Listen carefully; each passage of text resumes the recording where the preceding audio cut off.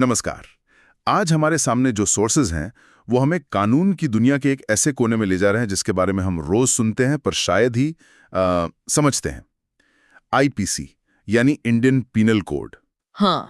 असल में ये सिर्फ कानूनों की एक किताब नहीं है, ये तो 150 साल से भी ज्यादा पुराने समाज का एक आईना है। बिल्कुल। आज की इस पड़ताल में हम यही देखने की कोशिश करेंगे कि ये आईना आज के भारत की तस्वीर कितनी सही दिखाता है और कहां-कहां शायद धुंधला पड़ गया है। ये एक बहुत ही दिलचस्प नजरिया है, क्योंकि जब हम आईपीसी की बात करते हैं तो हम अक्सर सीआरपीसी को भूल जाते हैं। हाँ, ये दोनों हमेशा साथ साथ आते हैं। इसे ऐसे समझे कि आईपीसी वो मेन्यू कार्ड है जिसमें लिखा है कि कौन कौन सी डिश अपराध मानी जाती हैं। अच्छा। जैसे चोरी, हत्या, धोखाधड़ी। और सीआरपीसी वो है रेसिपी बुक। मतलब उसे बनाने का तरीका। हाँ, वो बताती है कि अगर किसी ने कोई अपराध किया तो पुलिस उसे कैसे पकड़ेगी, अदालत में कैसे केस चलेगा और सजा कैसे दी जाएगी। तो आज हमारा फोकस उस मेन्यू कार्ड यानी आईपीसी पर है। तो फिर मेन्यू के सबसे पहले हिस्से से ही शुरू करते हैं। सोर्स के मुताबिक आईपीसी सबसे पहले ये बताता है कि अपराध होता क्या है। जी। और यहीं पर एक बहुत जरूरी फर्क समझाया गया है। अपराध यानी क्राइम और दीवानी मामले सिविल रॉन्ग के बीच ये दोनों एक क्यों नहीं है? क्योंकि दोनों के पीछे का जो इरादा है वो बिल्कुल अलग है। एक दीवानी मामला जैसे किसी कॉन्ट्रैक्ट का टूटना, वो दो लोगों के बीच का मसला है। ठीक है। उसमें अदालत का काम होता है कि नुकसान की भरपाई करवा दे। लेकिन अपराध जैसे चोरी, वो सिर्फ उस व्यक्ति के खिलाफ नहीं है जिसका सामान चोरी हुआ। उसे पूरे समाज के खिलाफ एक हमला माना जाता है। इसीलिए इसमें सरकार यानी द स्टेट केस लड़ती है और सजा देती है। अच्छा, तो ये दिखाता है कि कुछ हरकतें ऐसी हैं जिन्हें समाज बर्दाश्त नहीं कर सकता। बिल्कुल, क्योंकि वो सबकी सुरक्षा के लिए खतरा है। और सजा क्यों दी जाती है, इस पर भी अलग-अलग सोच है। सोर्स में सजा के सिद्धांतों का जिक्र है। कुछ कहते हैं सजा डराने के लिए हो, जिसे डिटरेंस कहते हैं। हाँ, और कुछ कहते हैं सुधारने के लिए, और कुछ कहते हैं बदला लेने के लिए। ये बहस तो आज भी चल रही है ना? बिल्कुल। और इसी बुनियाद पर आईपीसी का एक बहुत ही मानवीय हिस्सा टिका है, जिसे सामान्य अपवाद या जनरल एक्सेप्शंस कहते हैं। जनरल एक्सेप्शंस, हाँ। ये कानून का वो कोना है जहां वो मानता है कि हर गलत दिखने वाला काम असल में अपराध नहीं होता। यहाँ कानून क्यों और किन हालातों में ये सवाल पूछता है। जैसे कि अगर कोई काम गलती से हो जाए या कोई डॉक्टर किसी की जान बचाने के लिए ऑपरेशन करे और मान लीजिए मरीज की मौत हो जाए। जी। लेकिन इसमें दो चीजें बहुत ध्यान खींचती हैं। एक है पागलपन मतलब इंसैनिटी, और दूसरा निजी रक्षा का अधिकार, प्राइवेट डिफेंस। स्रोत में मैकनॉटन केस का खास तौर पर जिक्र है। इस केस ने ऐसा क्या बदल दिया था? मैकनॉटन केस ने एक बहुत अहम सिद्धांत तय किया। उसने कहा कि सिर्फ दिमागी रूप से बीमार होना काफी नहीं है। अच्छा। बचाव के लिए ये साबित करना होगा कि अपराध करते वक्त व्यक्ति अपनी दिमागी हालत की वजह से ये समझने में पूरी तरह नाकाम था कि वो जो कर रहा है वो क्या है। या अगर वो जानता भी है तो उसे ये नहीं पता कि वो कानून की नज़र में गलत है। मतलब कानून मेडिकल पागलपन और कानूनी पागलपन में फर्क करता है। ये तो बहुत बारीक लेकिन महत्वपूर्ण रेखा है। बहुत। और निजी रक्षा का अधिकार मतलब अपनी या किसी और की जान या संपत्ति बचाने के लिए बल का प्रयोग करना। ये तो सुनने में सीधा लगता है। सुनने में सीधा लगता है लेकिन है नहीं। कानून कहता है कि आप उतना ही बल इस्तेमाल कर सकते हैं जितना खतरे को रोकने के लिए जरूरी हो। अच्छा, मतलब प्रोपोर्शनल होना चाहिए। हाँ, आप एक हप्पे के जवाब में गोली नहीं चला सकते। तो यहाँ कानून एक तराजू लेकर खड़ा है जो आपके एक्शन और सामने वाले खतरे को तौलता है। तो ये अपवाद दिखाते हैं कि आईपीसी सिर्फ सजा देने वाली मशीन नहीं है। नहीं, बिल्कुल नहीं। बल्कि वो मानवीय परिस्थितियों को समझने की कोशिश भी करता है। सही बात है। चलिए, अब उन स्थितियों पर आते हैं जहां अपराध कोई एक व्यक्ति नहीं बल्कि एक पूरा समूह करता है। सोर्स में दुष्प्रेरण मतलब एबेडमेंट और आपराधिक षड्यंत्र का जिक्र है। Criminal conspiracy. हाँ। और साथ ही धारा 34 और 149। ये थोड़ा जटिल लगता है। इसे एक कहानी से समझते हैं।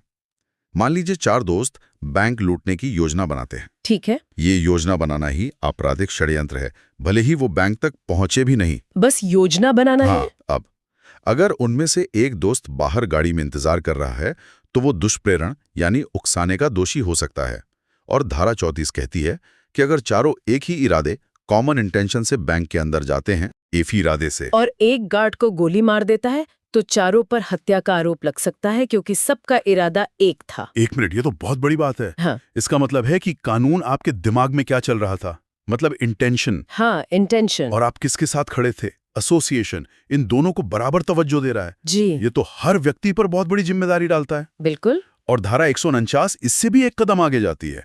वो सामान्य उद्देश्य यानी कॉमन ऑब्जेक्ट की बात करती है। Common object. अगर 5 या ज्यादा लोग एक गैरकानूनी काम करने के लिए इकट्ठा होते हैं और उस उद्देश्य को पूरा करने के दौरान कोई ऐसा अपराध हो जाता है जिसके होने की संभावना थी, तो उस भीड़ का हर सदस्य जिम्मेदार होगा, भले ही उसने वो काम ना किया। भले ही उसने वो काम ना किया हो। ये सामूहिक जवाबदेही, ग्रुप लायबिलिटी का सिद्धांत है। अब बात करते हैं उन अपराधों की जो सीधे व्यक्ति या समाज पर असर डालते हैं। सोर्स का सिलेबस हमें सबसे पहले राज्य के विरुद्ध अपराधों की तरफ ले जाता है, जिसमें राजद्रोह है, सेडिशन। हाँ, जो हमेशा से एक विवादित कानून रहा है। और सोर्स में केदारनाथ मामले का उल्लेख इसी विवाद को समझने के लिए जरूरी है ना? जी। 1962 में सुप्रीम कोर्ट ने इस कानून को वैध तो ठहराया, लेकिन इसकी ताकत को सीमित कर दिया। कैसे? कोर्ट ने कहा सरकार की कितनी भी तीखी आलोचना करना राजद्रोह नहीं है। राजद्रोह तब होगा जब आपके शब्दों में हिंसा भड़काने या सार्वजनिक व्यवस्था को भंग करने की एक प्रवृत्ति हो। लेकिन प्रवृत्ति को मापना तो बहुत मुश्किल है। और यहीं से सारा विवाद खड़ा होता है। राज्य के बाद बात आती है समाज की शांति की। गैरकानूनी सभा, अनलॉफुल असेंबली और दंगा, रायटिंग, ये तो अक्सर खबरों में रहता है। हाँ, और कानून यहाँ बहुत साफ है। 5 या ज्यादा लोगों का जमावड़ा जिसका मकसद गैरकानूनी हो, वो गैरकानूनी सभा है। ठीक है। और जैसे ही ये भीड़ अपने मकसद को पूरा करने के लिए हिंसा का इस्तेमाल करती है, वो दंगा बन जाता है। तो कानून यहाँ सिर्फ एक व्यक्ति के एक्शन को नहीं बल्कि भीड़ के मनोविज्ञान को भी पहचान रहा है। बिल्कुल, और उससे पैदा होने वाले खतरे को भी। और अब उस हिस्से पर आते हैं जो शायद आईपीसी का सबसे बड़ा और संवेदनशील हिस्सा है, मानव शरीर के खिलाफ अपराध। Offences relating to human body. हाँ, इसकी शुरुआत ही होती है हत्या, मर्डर और गैर इरादतन हत्या, कल्पेबल होमोसाइड से। इनमें फर्क करना हमेशा से मुश्किल रहा है। देखिए, फर्क इरादे की गंभीरता और नतीजे की निश्चितता का है। अच्छा, इसे थोड़ा और समझाइए। इसे ऐसे देखिए, अगर कोई किसी के सिर पे गोली मारता है तो उसे पता है कि मौत लगभग तय है। हाँ, ये हत्या है।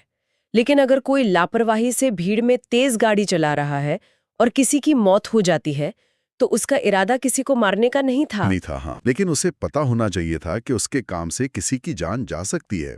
ये गैर इरादतन हत्या हो सकती है। अदालत इसी डिग्री ऑफ इंटेंशन को देखती है। और इसी खंड में यौन अपराधों का भी जिक्र है। सोर्स वैवाहिक बलात्कार, मैरिटल रेप के अपवाद की तरफ भी इशारा करता है, जो आज एक बड़ी बहस का मुद्दा है। और ये हमारे उस शुरुआती सवाल पर वापस आता है कि आईपीसी का आईना आज कितना साफ है। 1860 में जब ये कानून बना तो समाज की सोच अलग थी। वैवाहिक बलात्कार को अपवाद रखना उसी सोच का नतीजा था। लेकिन आज समाज बदल गया है और ये बहस दिखाती है कि कानून को भी बदलने की जरूरत महसूस की जा रही है। मतलब कानून कोई पत्थर की लकीर नहीं है? बिल्कुल नहीं, वो एक जीवित दस्तावेज है जिसे समाज के साथ सांस लेनी पड़ती है। इंसान के शरीर की सुरक्षा तो सबसे जरूरी है, लेकिन उसके बाद क्या आता है? वो चीजें जो इंसान अपनी मेहनत से बनाता है, उसकी संपत्ति, और कानून इसकी हिफाजत कैसे करता है? बिल्कुल, संपत्ति के खिलाफ अपराधों को एक सीढ़ी की तरह देखा जा सकता है। सबसे निचले पायदान पर है चोरी यानी थेफ्ट। छुपके से बिना सहमति के किसी की चीज ले लेना। हाँ, एक पायदान ऊपर है जबरन वसूली या एक्सटॉर्शन, जहां किसी को चोट पहुंचाने की धमकी देकर कोई चीज ली जाती है। यहाँ डर का इस्तेमाल होता है। वो सबसे ऊपर। और सबसे ऊपरी पायदान पर है लूट, रॉबरी, जहां सामने आकर तत्काल हिंसा करके या उसका डर दिखाकर चीज छीनी जाती है। तो कानून यहाँ सिर्फ क्या हुआ नहीं देख रहा, बल्कि कैसे हुआ और उसमें कितनी हिम्मत और हिंसा थी उसे भी तौल रहा है। बिल्कुल।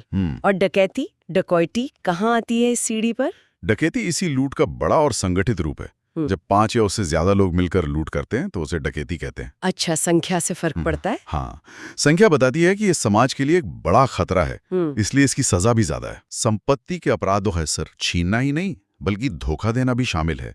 सोर्स में धोखाधड़ी, चीटिंग और आपराधिक विश्वासघात का भी जिक्र है। Criminal breach of trust. हाँ, ये सुनने में एक जैसे लगते हैं, लेकिन इनमें भरोसे का एंगल बहुत महत्वपूर्ण है। इसे ऐसे समझिए, अगर आपका दोस्त आपको अपनी बाइक कुछ दिनों के लिए रखने को देता है और आप उसे बेच देते हैं।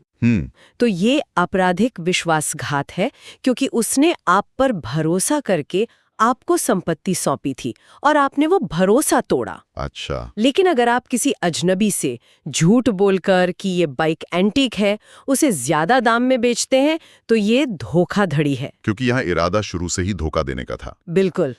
एक में भरोसे का खून होता है, दूसरे में सच्चाई का। और ये भरोसा सिर्फ व्यक्तिगत नहीं बल्कि सामाजिक भी हो सकता है, जैसे विवाह से जुड़े अपराध। सोर्स में धारा 498A और 304B का जिक्र है। क्रूरता और दहेज हत्या, ये कानून आईपीसी में बाद में जोड़े गए। और इनका जोड़ा जाना ही एक कहानी कहता है। बिल्कुल, हाँ। ये दिखाता है कि 1980s के दशक में समाज और कानून ने ये माना कि घर की चारदीवारी के अंदर होने वाली हिंसा, खासकर दहेज से जुड़ी हिंसा, सिर्फ एक पारिवारिक मामला नहीं है, बल्कि एक गंभीर अपराध है। एक गंभीर अपराध है। तो ये एक फैसिनेटिंग पॉइंट है। कानून यहाँ सिर्फ एक रेफरी की भूमिका नहीं निभा रहा, बल्कि एक सोशल इंजीनियर बनने की कोशिश कर रहा है। वो घर के अंदर दखल देकर समाज की एक बुराई को ठीक करने का प्रयास कर रहा है। सही कहा। और आखिर में मानहानि, डिफेमेशन का जिक्र है। ये दिखाता है कि कानून सिर्फ हमारे शरीर और हमारी संपत्ति की ही नहीं, बल्कि हमारी इज्जत, हमारी प्रतिष्ठा की भी रक्षा करता है। हाँ, और आज के सोशल मीडिया के दौर में तो ये और भी ज्यादा रेलेवेंट हो गया है। बिल्कुल। एक ट्वीट या एक पोस्ट किसी की सालों की बनाई इज्जत को मिनटों में खत्म कर सकती है। हाँ, और कानून इस नई रफ्तार के साथ कैसे कदम मिला रहा है, ये अपने आप में एक बड़ा सवाल है। ये दिखाता है कि कानून को लगातार खुद को ढालना पड़ता है। तो अगर हम इस पूरी तस्वीर को एक साथ देखें, आईपीसी का ये सिलेबस हमें क्या बताता है? ये सिर्फ अपराधों की एक सूची नहीं है। नहीं, ये असल में मूल्यों का एक ढांचा है। ये बताता है कि समाज के तौर पर हम किन चीजों को सबसे ज्यादा महत्व देते हैं। जैसे राज्य की स्थिरता, समाज की शांति, व्यक्ति का जीवन और शरीर, उसकी मेहनत से कमाई संपत्ति और रिश्तों में भरोसा और सम्मान। आपने बिल्कुल सही निचोड़ निकाला। और ये हमें सिलेबस के आखिरी लेकिन सबसे दिलचस्प हिस्से पर लाता है, अपराध का प्रयत्न, अटेम्प्ट। हाँ, अटेम्प्ट। कानून कहता है कि अपराध की तैयारी करना दंडनीय नहीं है, लेकिन उसे करने का प्रयत्न करना अपराध है। यह एक बहुत ही गहरा विचार है। एक व्यक्ति जहर खरीद कर लाता है, ये तैयारी है। हाँ, लेकिन जब वो उस जहर को किसी के गिलास में मिलाता है, भले ही वो पिया ना जाए, ये प्रयत्न है।